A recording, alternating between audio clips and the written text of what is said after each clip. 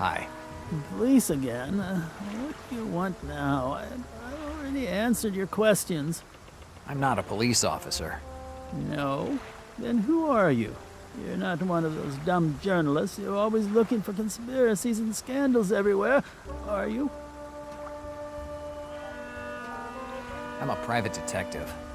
Well, I don't care who you are. You'll find a way to bug me anyway, right? I guess so. Anyway, I just have a few questions to ask you. What are you doing here? It's the same question that I'm asking myself. I was woken up in the middle of the night by a call from the police who ordered me to close the port due to an investigation. So you were the port manager? You could say that. Actually, I'm the only one here.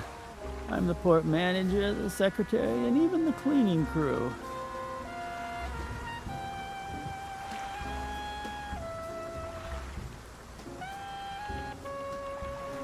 Why did they make you close the port? The police decided to close the entire port until they complete their investigation. And I have no way of knowing how long it will take. So I have to call the captain of every ship headed here and tell him that he has to unload at Kips Bay instead of here. If the port is closed, like you say, I doubt you'll have a lot of work to do. I don't care about the boats. But tomorrow, the good Lewis was supposed to disembark with my good Chilean friend that brings me some of the best grog I've ever had. Now I'll have to wait more than a month to see him, and I finished my last bottle last week. If I want some information, the grog seems a good way to bribe him.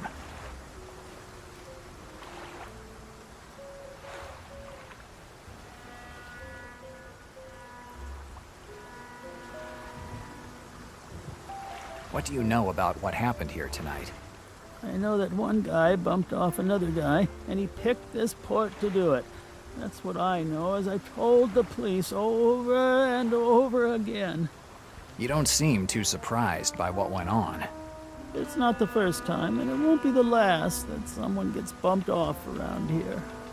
Has it happened before? You could set your watch by it, just like my rheumatism. This port has its share of some of the worst scumbags in New York, and sometimes we even manage to get a few troublemakers from out of town. Once they even found a Chicago police lieutenant drowned under one of the piers. A well-attended place, I'd say. It wasn't always like this. In the good times, the port was the apple of the eye of Brooklyn's commercial activity.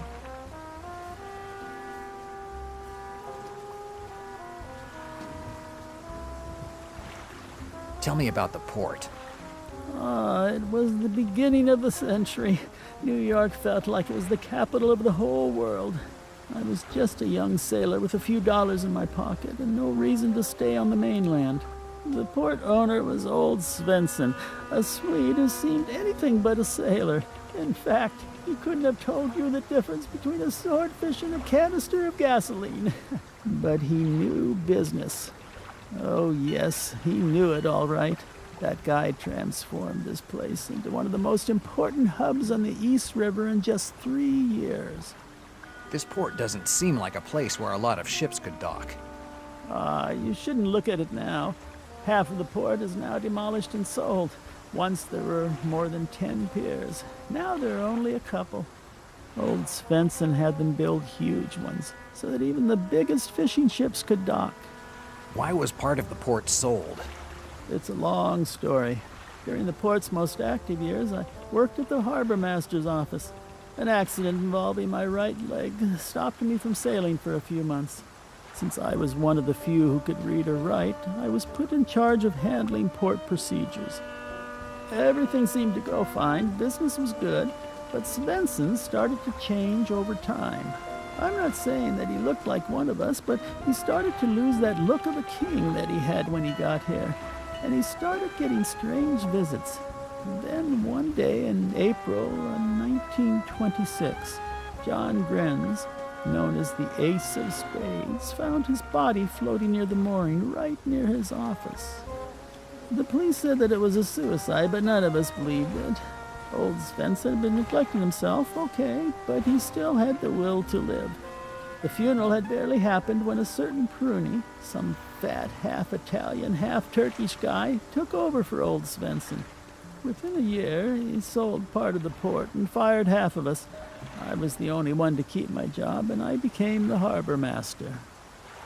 Fascinating story, but something doesn't make sense. The recession has shut down businesses that were a lot stronger than this little port. How have you managed to survive this long?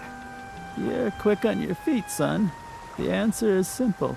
Cruises to freedom. Cruises to freedom? Right. If someone wants a change of scene without anyone knowing, this is his ticket to freedom. You mean that criminals can illegally escape from this port? You can do the math. I learned not to ask questions.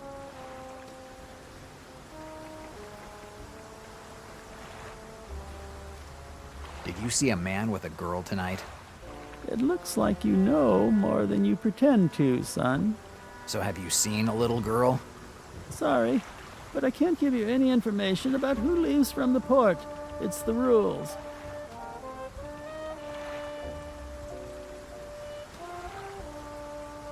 Did you let a man named Ford board? No way, son. The rules are rules. I can't say anything about the people who leave from here.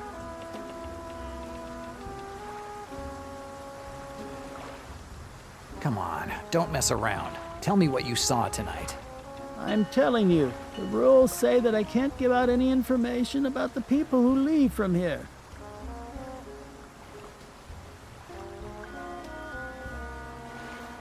I don't need anything else. Good luck, son.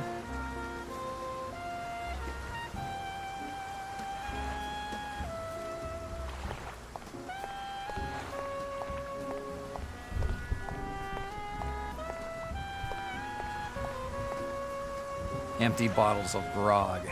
It must be what's left of the harbor master's stash. A bottle is broken. I'll take the part with the label. Grog de Ricardo Blanco. This stuff is over 120 proof. Every sip cuts your liver's life by a week.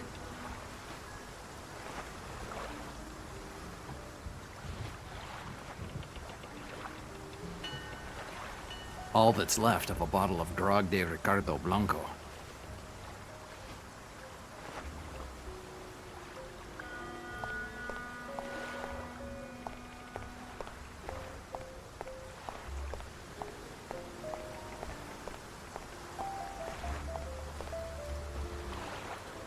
Ah, you again.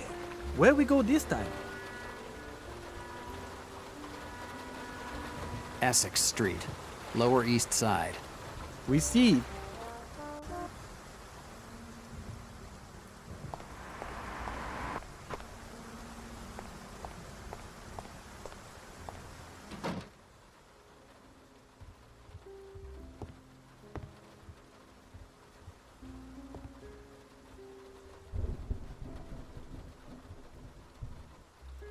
Hi, Greta.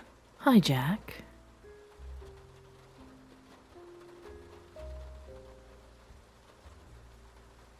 How's the girl? She's sleeping upstairs in my bed. Did you find out who she is? Nothing yet. Do you have a bottle of grog? Grog? Did you decide to drive the last nail in your liver's coffin? It's not for me, and it would take too long to explain why I need it. As usual. Anyway, I don't think I have any grog. No one drinks that stuff. But if you feel like, you can check. There might be a few old bottles on the first shelves, the ones closest to the mill. I'll take a look. Thanks.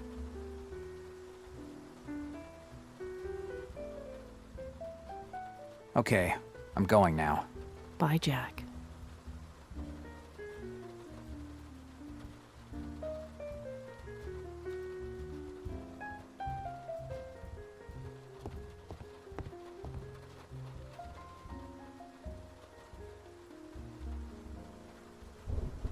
A huge wall of booze.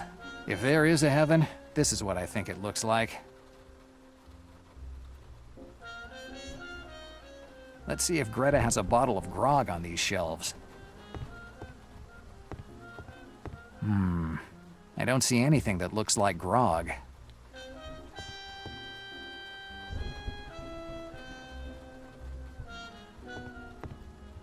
Let's see if Greta has a bottle of grog on these shelves. I don't see anything that looks like grog. Let's see if Greta has a bottle of grog on these shelves. I don't see anything.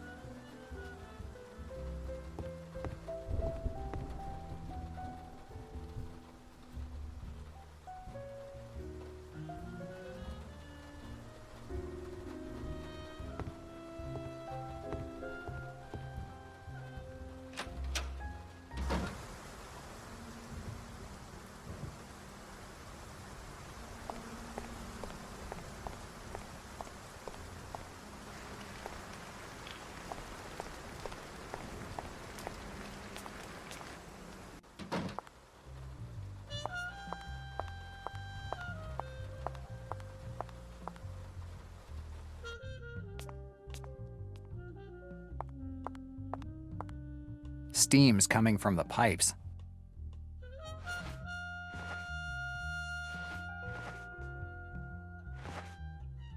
Yes, using the steam that's coming out, I should be able to get the label off of the piece of bottle I picked up. Let's see. Excellent. Now I have a Grog de Ricardo Blanco label ready for use.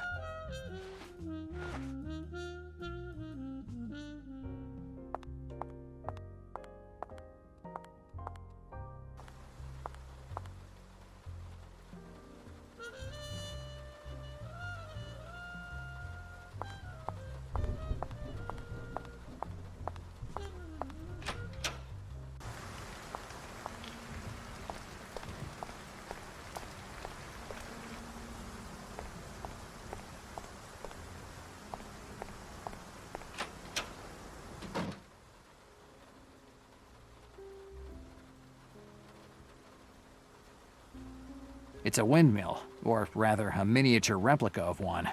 I think that the original ones are slightly bigger. A huge wall of booze. If there is a heaven, let's see if Greta has a bottle of grog on these shelves. I don't see anything that looks like grog.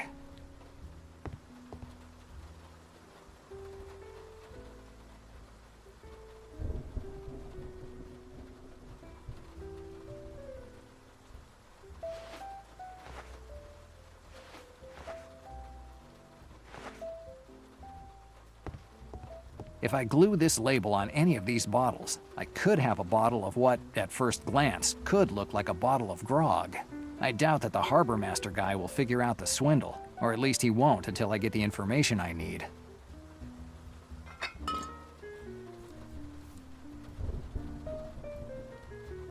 It looks perfect. It looks the same as the bottles of grog I found at the port.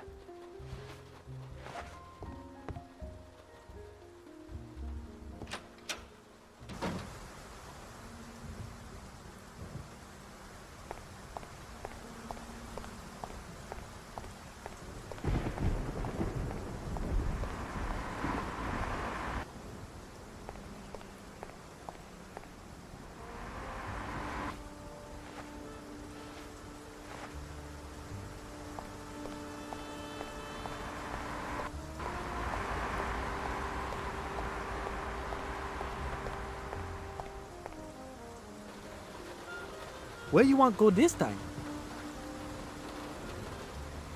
The Melville Port in Brooklyn. We see.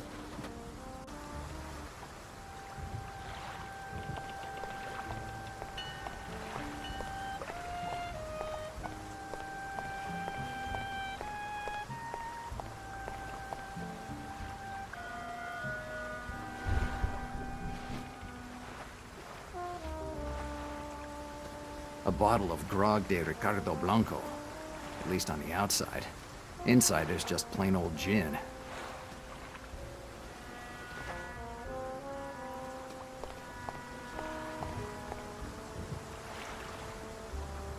Maybe this will help loosen up your tongue. Where'd you get that bottle? With a little brain, you can get anything in this city. Tell me what you saw tonight, and it's yours. I can't. Let's stop beating around the bush. I have something that you want, and you have something that I want. Let's not get any pointless morals mixed up in the matter. Okay, and you convinced me.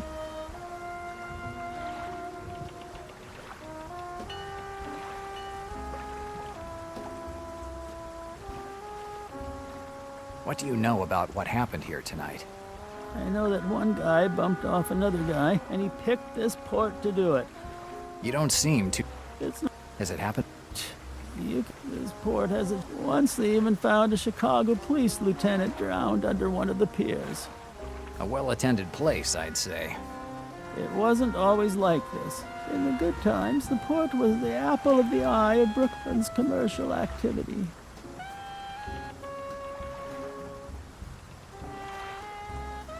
Tell me who boarded tonight. Around closing time, the guy who was found bumped off on the dock came here. He had a little girl with him.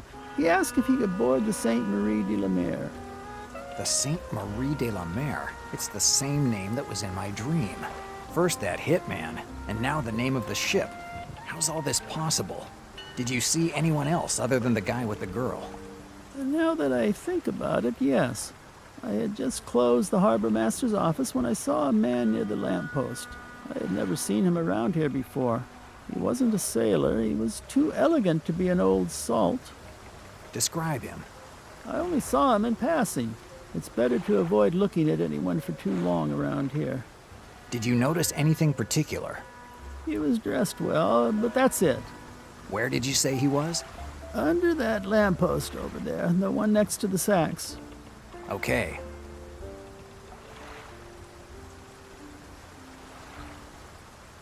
I don't need anything else. Good luck, son.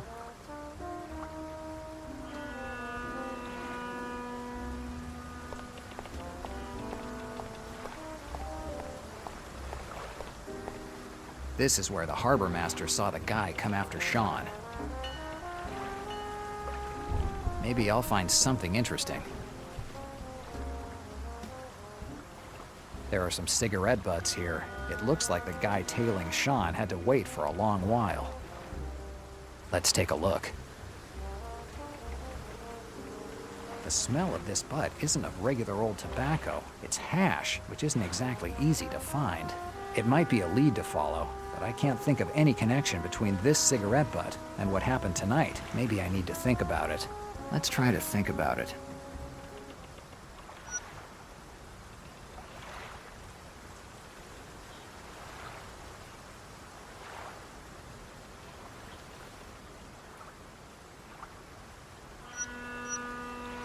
I can't think of anything.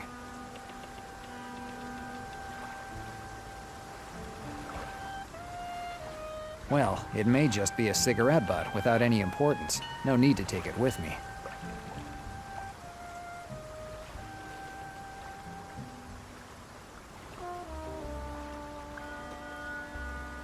There are some cigarette butts here. Let's take a look. The smell of this butt, it might be a lead to... Let's try to think about it.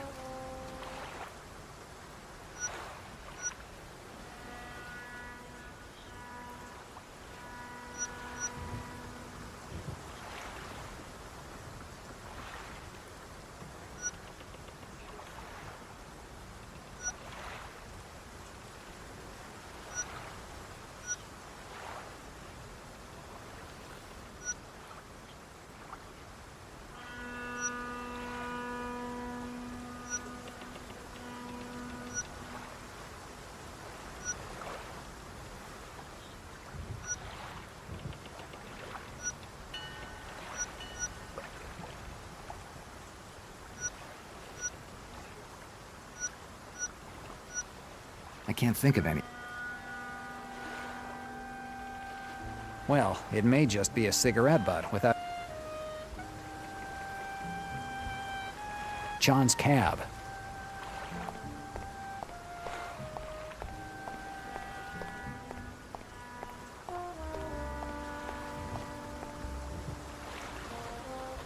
Where you want go this time?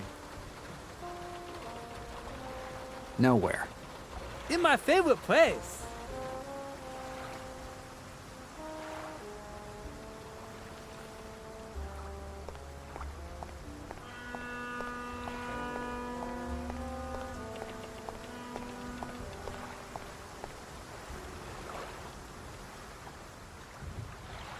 There are some cigarette butts here.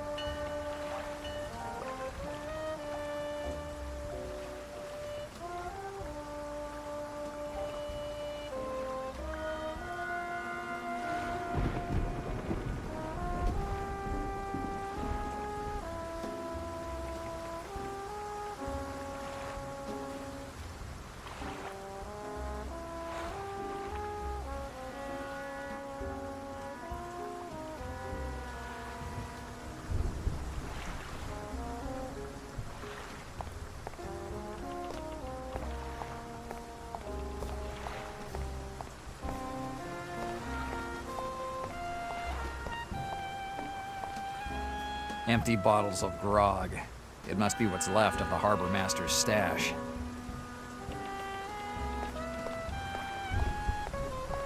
There are barrels and crates everywhere at the port.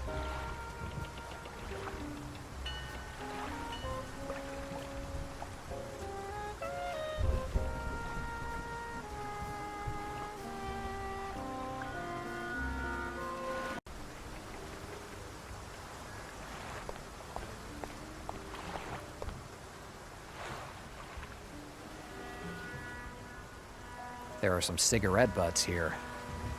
There are some cigarette butts here. It looks like the guy tailing Sean had to wait for a long while. Let's take a look. The smell of this butt isn't of regular old tobacco. It's hash, which isn't exactly easy to find. It might be a lead to follow, but I can't think of any connection between this cigarette butt and what happened tonight. Maybe I need to think about it. Let's try to think about it.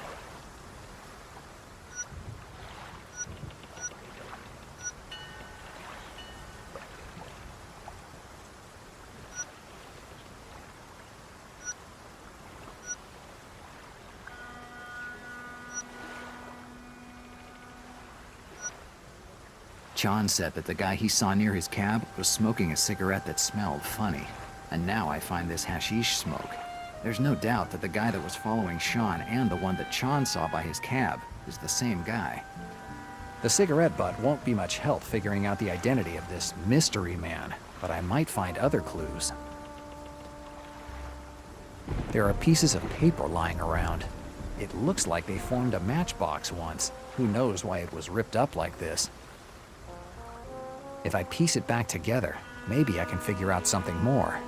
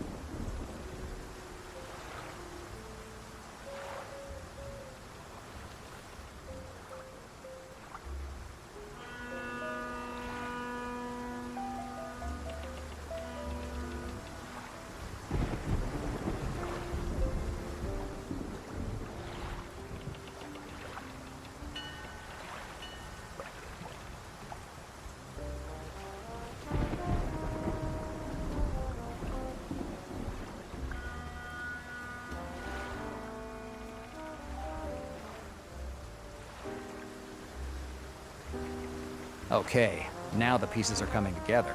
Unfortunately, I don't have all of them here. I can't read exactly what's written on the box. It certainly refers to some kind of business. Maybe the telephone book that I have in my office will be of some help.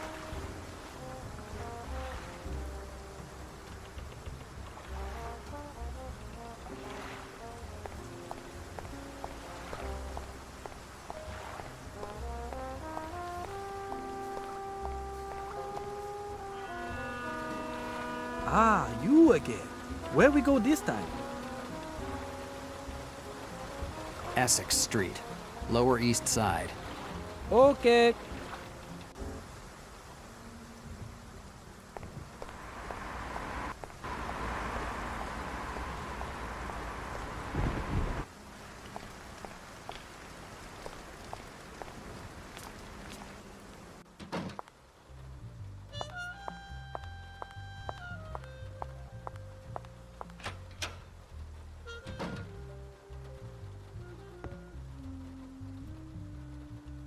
Yes, this matchbox definitely comes from a store or joint in New York. Comparing it with the names of businesses in the phone book, I should be able to figure out the full name, and get the address too.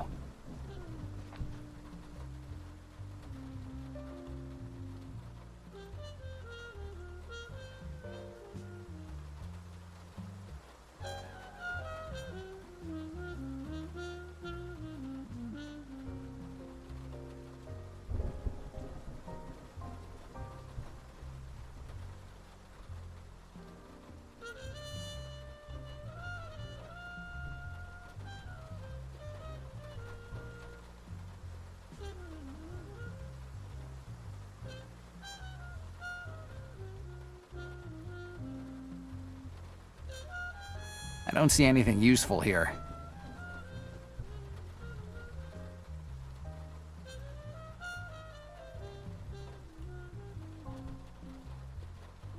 I don't see anything useful here.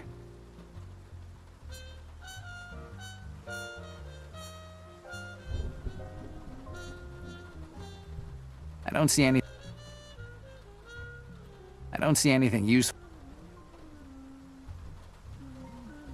I don't see any. I don't see any. I don't see any.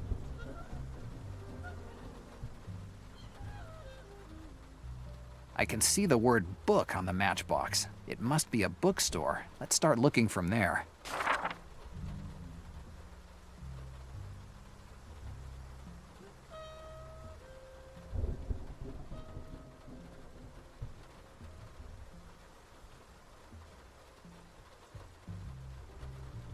Little Peninsula.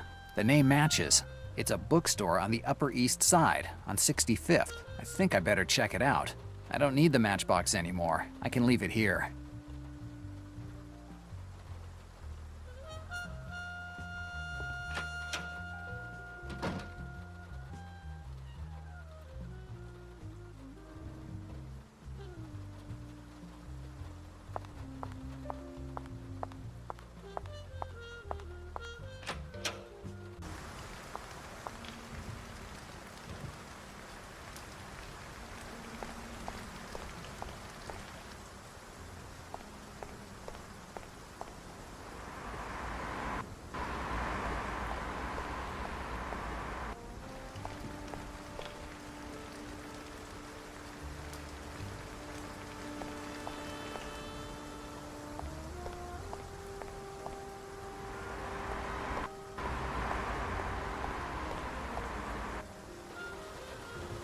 Where you want go this time?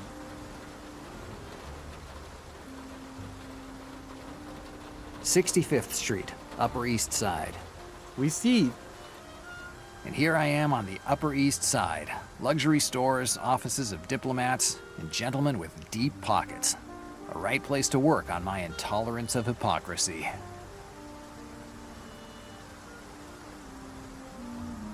Even with the economical crisis, the Upper East Side continues to be full of luxury restaurants. It doesn't matter how bad things are, as long as people can afford a $10 steak, we'll be convinced that everything is okay. It's closed, and even if it were open, I doubt I'd have gone in. The signboard for one of the many joints in the area. The same guys that championed Prohibition 10 years ago are now regulars at joints where half-naked women serve booze. Times change, hypocrisy remains.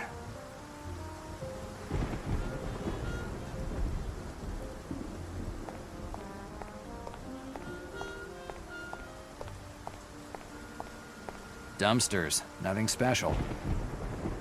Little Peninsula, rare and limited edition books.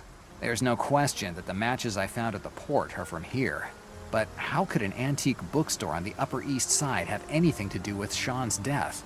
Maybe I'm on the wrong track. Or maybe this bookstore does more than just restoring books. It's closed. It's the middle of the night. I don't see why a bookstore should be open at this hour.